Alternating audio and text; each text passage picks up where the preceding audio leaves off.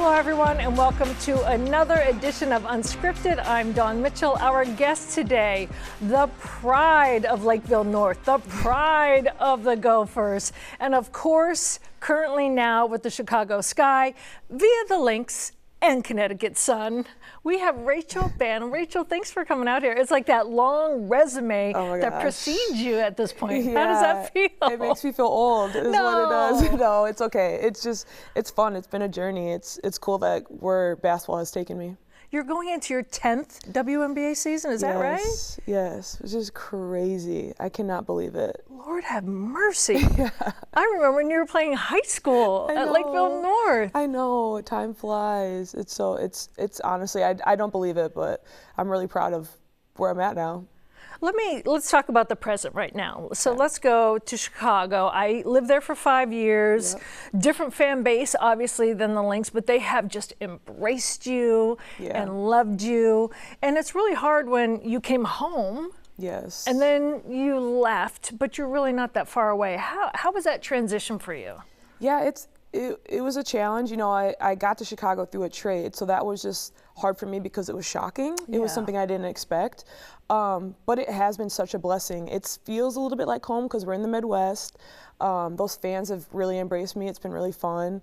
And that team is just a really good fit for me. And the coach is great. The GM's awesome. So it was an adjustment for sure, but it really has ended up being a blessing for me, and I'm excited about this next summer. A little bit of space from home maybe, right? Yeah, like just enough, like a 6-hour drive and you know, so it's good. I do miss my dog, so I might bring him out this summer, but we'll see. What kind of dog do you have? He's a Rottweiler mix. What's his name? He's a big papa. His name's Kobe. Of course, right? That leads in perfectly. Yeah. I know that just before we started this interview, Kelsey Carlson was talking with us, and she just said, you know, she says what was on my heart too, that relationship that you had with Kobe was just so sweet and so genuine and heartbreaking, obviously, for you. Let's go back to the beginning stages of that. How was that when it all first started? That was crazy. It was unreal. It was so awesome. My senior year was so fun, and I'm really thankful for the people at Big Ten because they really kind of were nudging him. They kept tweeting at him, hey, look at what she did today, look at this. And then, you know, I had the 60-point game, and that really put me on with a lot of people, but the one person I really, really wanted to meet, and he reached out, and then I got the opportunity to meet him when I went to the Wooden Awards in LA, went to a game, everything. So, gosh, that whole experience was so unreal. And I remember when they told me he tweeted at me, I was on the Big Ten show, and I was freaking out. I was like, what do I say? Like, now he You're like, don't be messing with me. Don't be weird, Rachel. Say something normal. Like, I was just like, thank you. You know, like, I had to be really cool and calm. But he was so great about it, and it was genuine, and it sparked a friendship, right? Yeah, it really did. He just always reached out after that. I mean, after I met him, and then when I started my years in the league, he would message me on Twitter and just say, hey, sis, how are you doing? How are things? And I would just be honest, like, figuring out my confidence, whatever, you know. And he's like, keep shooting, keep being like yourself, whatever. Like, he was just so great about kind of saying the right things in the moments when I needed it. You know, I always talk about how important it is, and you don't have to be Kobe to reach out to someone, but just when someone that does what you do, in just a higher level, just to reach back and give some encouragement. Just imagine if you're in high school and that happened, right? Gosh. Yeah, I can't imagine. And you know, I always kind of take like what he did, and I want to like make sure that I'm giving back and doing the same thing within my community too. So that's big for me because of what he's done for women's basketball, or what he did for women's basketball, and like what now I want to be able to do and reach back to my community in Lakeville and Minnesota and far out too. But that's something that I want to do as well, and he showed that, and I think for a lot of people he taught that. Your senior year, man, you're still #1 in the record books for scoring. Just to have that game that you had, but multiple huge games, to still see your name #1 in scoring, all time in the record books, just one of many records that you have. What does that mean to you? It's really special. Minnesota's home, so this is the place I always wanted to be great here. And everyone knows, like, I wanted to go play at the U because of Lindsay Whalen, and obviously to play in front of my family and represent the state of Minnesota. But, you know, to pass Lindsay Whalen in that record was like really cool too for me, and she's my buddy. Like we're cool, so it's fun, and we kind of like make jokes about it and whatnot. So that wasn't my goal going into it, but as I became better and better, I was like, all right, let's do this. Like I want to break these records, and this would be really cool to do. How did you get there? Like, did you have to do a mind shift, or like when all of a sudden you're like, I'm just happy to be at the U? Yeah. Like, no, I want to break a record. Yeah, I feel like my freshman year, you're just like, you're learning so much about life your freshman year. It's like a fire hose. In general, yeah. I'm like, whoa, I'm an adult now. Like, take me back home and parents feed me. But like now I'm like on my own. So like I feel like that year I was like just trying to get through life. And then my sophomore year I was like, okay, I'm actually like pretty good at this thing. Like, let's do this for real. Like, I want to be a pro. Like, this is where I could really make a living with this. And then I kind of took it from there and just really dedicated to the game. So when you were drafted by Connecticut, yes, another dream come true. Yeah. It's almost like every step of the way, you had a dream that you've incubated yourself come true. What was that moment like? That was so cool. I was so nervous that day too. You know, you're on TV and I feel like everyone's looking at you. I was like, don't be awkward, don't trip. I was wearing heels. This was just never good. So that was scary. Do you physically in your head say this stuff? Oh, 100,000%. I was like walking up on stage, like you kind of had to walk far and had to go up steps. And I was like, okay, you got this. Like, I'm not even thinking about like, wow, I just got drafted. Don't trip, you know? Right. So. But you'll be a blooper on everything. Because that would go viral. But after I kind of like got through the whole walking in the heels thing, I was like, this is so awesome.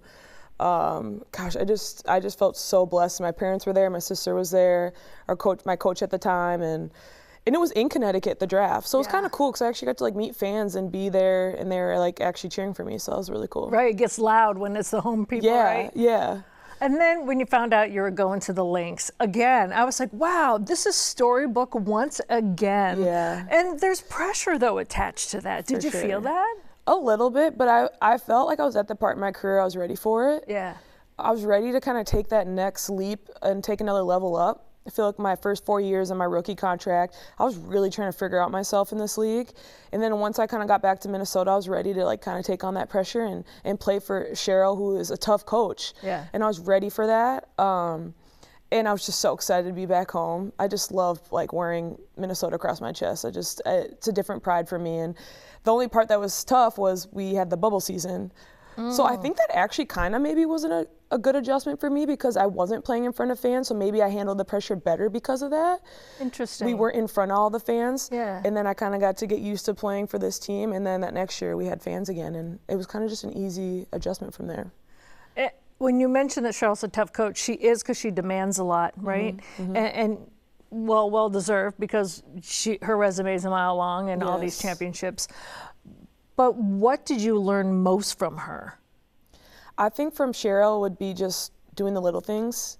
It's so important. I preach it all the time to the kids that I train and all of the camps that I do, but just the little things in life in general, but on the court and stuff that no one would know watching. But if you really know the game, like how important the little details are. It really could be anything. It could be so meticulous, so small. And sometimes you're like, dang, Cheryl, like, you know, like chill, like, ease up. Like what? It's not that deep. And then, but then like you do it and you create these habits, you're like, oh, like I get why I had to do that. Like, look how great I am at it, and it's hard to guard. And obviously it's why she's great. So just the little details, they're so important. Did you learn anything from Kobe? Or is it more of just like a confidence? Kobe is all about mentality. Everyone knows the Mamba mentality. Right. That's the biggest thing. And I still waver with that. I don't have the confidence that he had. A lot of people don't. I mean, most people don't. People wouldn't think that about you, though. They're like, I want to be like Rachel. Oh, well, thank you. But like, internally, it's like as an athlete, and I'm sure a lot of people, you're hard on yourself and you question everything you do, and that part's been hard. And I feel like that's where I could take another step of like that Mamba mentality. Like, why am I questioning this? I put the time in, and I have grown with that throughout my career. And I think that's why I've gotten better every year, is because I know I'm putting the work in. Go out there and have fun and play, and it'll work out the way it's supposed to. What teammate did you learn the most from? Was it Way, or was it anyone else? Oh my gosh, that's so hard. I know. I've had such great teammates. You've been lucky. I have been so lucky. I loved playing with Sylvia Fowles, just the sweetest human. I love playing with Nafisa. She was amazing. I mean, I'm trying to go back to my Connecticut days, but I've played with just such great people, great leaders, just good humans, and that's the best people to be around. You know, you can just really enjoy the game, especially in times when it's tough. Well, when you meet someone like Sil too, right, who away from the court, sweet as can be, right, loving, takes kind of, not like a Mama Taj, totally different, but she does take you in like a motherly way. Yes. But on the court, look out. Yes. Right? Yes. It's actually really funny. Yeah. Yeah. And it's so, because she's sweet still, right? Right. And I always joke when I've done interviews, like, of course she's the sweetest human, but she's got some sass to her. Like, she'll let you know, and on the court, she's a monster. She just plays so big and she's like so fearless. And then off the court, she just like wants to hug you and like take care of you. I'm like, wow, where'd this, it's just, she's just, it's like a switch, everything. Right? Yeah. Are you the same person on the court as off? I think so. Or is there a switch that you flip inside? I think I'm pretty similar. Yeah. I think I'm still pretty goofy. I crack jokes with the refs all the time. Do you? And if like I'm guarding someone I know, we'll like kind of banter a little bit. Yeah, I think I'm pretty similar, to be honest. So you don't trash talk, you joke. Never, not a trash talker. I'm a joker. I'll like make weird faces or like say a little like slick comment and then keep it moving. Oh, that's awesome. It works though, I feel. Does it? Yeah, it distracts them a little bit. Oh, that's I remember when I was just growing up and I played soccer, and if I made a mistake or if the ref missed something or a girl this, I would get so mad. Yeah. And my mom, who did not play sports, she's standing on the sidelines with her purse, right? Yes. After she'd be like, you made 2 more mistakes after that girl got in your head. Yeah. Or after the ref missed the call. I'm like, yeah, but I'd be so mad. She's like, I go, what am I supposed to do? And she'd be like, just laugh at them. Just smile or laugh. And I was like, whatever. I'll humor you, right, in my head. I didn't say that, or I would have been in trouble. But it worked. Like literally, so a girl would do that, and I go, and she would, and I got the ball, and I scored, and I was like, oh my goodness. Yeah, I feel like it kind of shifts, like, your take, like, it calms you down. Yeah. But then also to them, they're like, oh, that didn't work. Like, what I tried to do, what I tried to say didn't work, and, like, she's cool, and, like, she's chilling. I'm like, yeah. Yeah. You just can't like give them what they want, essentially. Right. Don't give away your power. Yes. Right? And that's not that simple. I've definitely gotten mad and turned up a little bit, but for the most part, I try to keep it pretty cool. When you found out that you were going back to Connecticut, it's kind of like that full circle moment, right? Yeah. You think you're home. You're allowing yourself to love it. And then all of a sudden you're like, whoop. And I know it wasn't instantaneous, Yeah. But what was that like for you? I was okay with it. Okay. I mean, I was a free agent, so it was my choice. Okay. So I was okay. People don't realize that sometimes, yeah, right? It can be really confusing with all the free agency stuff and restricted, free, like, but yeah, it was my choice. I felt like I needed a change and kind of like go see like what else I could do, I suppose, and just kind of it was so hard for me. I spent many nights in tears. Not wanting to leave this place and leave my fans and family and everything. Like, there's so much that comes into it, and I'm such a feeler, so it was really hard for me, but I felt like it was the right thing to kind of just go and just try something different, even though it's still Connecticut. Yeah. So it was kind of cool, because I was familiar with it, and I know those fans really well and the people there, so yes, it was a change, but I still was comfortable enough to, like, be okay with it. But it's never the same. You can I always say I don't like the word back, right? Because it denotes that like you're going backwards. You're not, you're returning. Totally. Right? And it was a different system, different coach, different teammates. I mean, a couple of them they're still there, but yeah, it's different. It's totally different vibe. But it was cool to kind of return and be back to where I was drafted, because it's a special place to me. What have you noticed, especially in the past couple of years, right? Everyone all hears Caitlin Clark. It's not a moment for women's basketball, it's a movement. Yeah. A sport that you grew up playing, you've been fighting for, you've been coaching. To see it just kind of blow up, what have you noticed in terms of WNBA fans coming out in Chicago, or the different arenas that you go to, or just in general, knowing that, like, wow, this is what I've known. Now everyone is joining in. Yeah, the following is crazy now. Yeah. I will credit a lot of that to social media. It's just grown so much. Like Instagram, Twitter like wasn't that cool when I was in college. It was like a thing, but it wasn't that like poppin'. And now it's like so big, and now there's TikTok and all the other things. So that is, I think, made one of the biggest differences. And then, because now you got these eyes on. Like before, people couldn't even watch me play. Right. They would maybe check the stats, but like none of our games were aired. So I don't even know if people like knew how things were going if you really weren't trying to go seek it out. So now you got all these eyes on. We're on ESPN, ESPN2, all these different stations, and it's just so crazy to see. And then now we're able to fly charter. You know, I'm not squeezing in between, which is huge, Susan and Mike, which is fine. I had a great time squeezing in between those two. But you know what I'm saying? It's like, how do we just have, it's just has grown so much. It's so cool. Like, I really have seen so much, and I can't imagine those who played before me to see it now. But I've seen so much in my gonna be 10 years. It's really, really cool, and I'm happy that I'm part of it. Pretty soon you'll be able to say, well, we had to walk to the games backwards.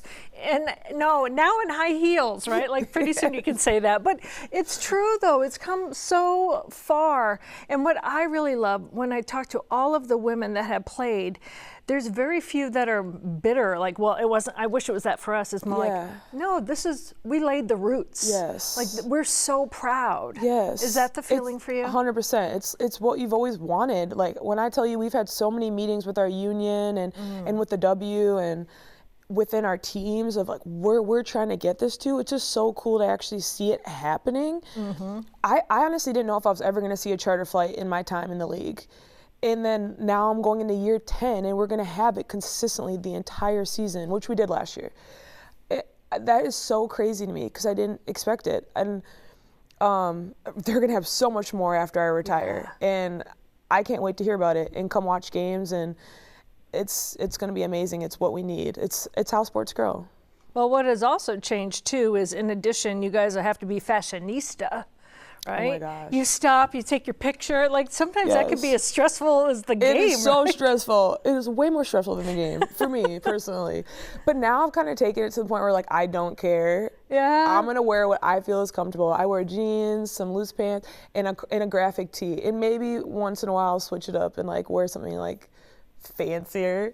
But for me, your graphic tees are awesome. Thank you. And that's so me. I'm like, this is the whole. This is the whole point of why we do this, to like show who you are. Yeah.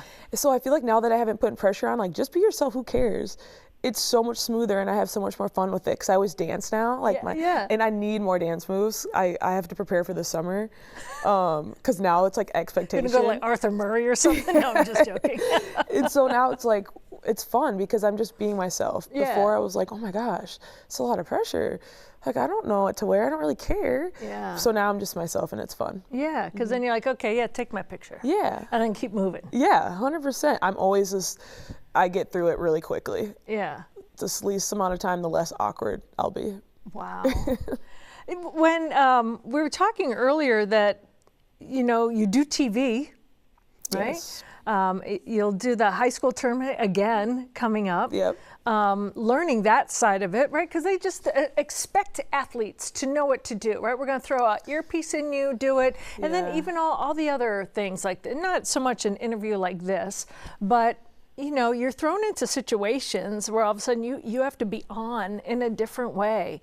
But I know that you said that, you know, sometimes you get stressed, but I think you've handled it flawlessly. Thank you. Are you having fun with it yet? It is fun. I have gotten to the point where I'm way more confident and I know what to expect. But man, those first few years, so stressful. I'm just sweating. And like I was telling you before, like just having the producers in your ear and then you're talking and they're talking to you, there's no way. Like I can't. I'm like, you know, and then they're like, you're on screen, you know, you have to really be like, you got to be locked in. So I've figured that piece out. Yeah. But it's definitely like, you're amazing. And I don't understand how you guys do it. And it's a lot. But we don't know is fun. How you do it. You know? But you could do it. You got a jumper in you. Yeah, but not in front of all those fans. Maybe like when no one's there, you know? See, we're all put on this earth to do different things. Yeah. Yeah. And now you're helping people too. You were assistant with the Gophers, which again, there's so many full circle moments for you and you're still so young, right? How weird was that? Was it good? Was it weird? And it must have helped your game mentally too, right? For sure. I love coaching. It's definitely like what I want to do when I'm done playing. Really? And it was cool to kind of be on 2 different staffs because I was with Waylon's staff first and then I was on Don's staff last year. So you get to learn from all these different minds and how they run things, and it's totally different, completely different. And I'm just able to take a lot from that, and I'm really excited to like be able to coach down the road and take pieces from every coach that I've either played for or worked with. But it was fun. I love those gals. They're so fun to work with. They're all these Minnesota kids that I've known since they're tiny. So it's so cool to see them in that light, and them living out their dream the same way that I got to. It, like you said, it's so full circle for me, and I hope that I can continue to like be part of the community and give back in that way still, and coach here in Minnesota. Do you see yourself in some of the young girls and be like, wow, what I didn't know back then? Oh my gosh, yes. Some of the stuff they do and say, or like mistakes they make, I'm like, ugh. But then I'm like, that was so me. Yeah. So you do have to kind of find like that patience and be like, I was that kid. I was doing the same exact thing. I turned the ball over the same exact way, and stuff like that, or the same kind of stresses they come to you with. I'm like, I got you. I totally understand. I get it. So it's cool to like, I've been in those places, and it also teaches me patience and understanding, and you have to find different ways to teach different people and how you talk to different people and personalities. So that's been really fun for me too, to learn that. Right, because you want them to actually hear you. Yes. And understand you. And sometimes how you communicate to one to get it across is so different from someone else. Oh my gosh, night and day. Yeah. And even for me, I'm such a jokester and so goofy. Like sometimes I got to turn it on and off sometimes. But for certain people, I can do that. Right. And other ones, I got to really lock in and be like, hey, I got to be serious, Rachel. And they're like, oh. So I've had to find that in myself too, of like when to like, lean into it and when not to. And I've just continued to learn like more about myself in that way too. Well, you have a season coming up. Yes. With Chicago Sky. Do you have any, away from the court, any fun plans coming up before you hit the hard court again? Oh my gosh. I definitely need to go on a vacation. Yeah. This weather is killing me right now. Yeah. But it always does. We say this every winter, so it's fine. I'm used to it.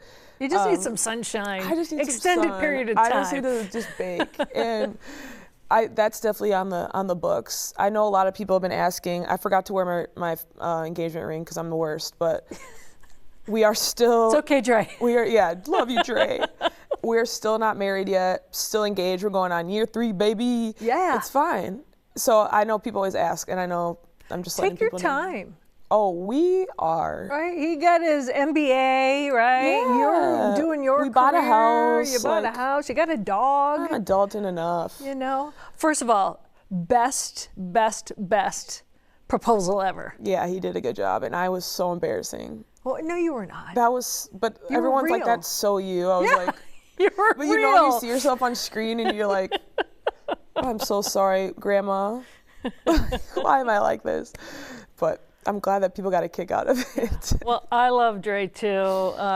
He's the best. So it just makes me so happy when you guys are together. So you take your time. Yeah, we will. I'll let you guys know. Yeah. It'll happen one day. Yeah. I gotta remember. I gotta do better. I'm always going to the gym, so I forget to put my ring on. Because I will lose it. Yeah, well, wear one. Just get the rubber. I know, things, I should. Yeah, I got my at my this parents, point, I really should. My mom's. Oh, those are cute. Yeah, but I don't wear them all the time either. Know, you don't love your mom? No, I love my mom. Yeah, I'm like, I love him. Right, I swear. I swear I do most days. Rachel, thank you so much. Yes. I really enjoyed this. Me too. I'm hoping for a huge season for you. Thank you. And when it is time. You still got some basketball in you? Oh, yeah. The wedding can wait. Yes, thank you. Thank you for your approval. Not that it matters. No, it does. It does. Dre's like, shush. No. Thank you so much. Thank you for having me. You're so awesome. Thank you. Yeah.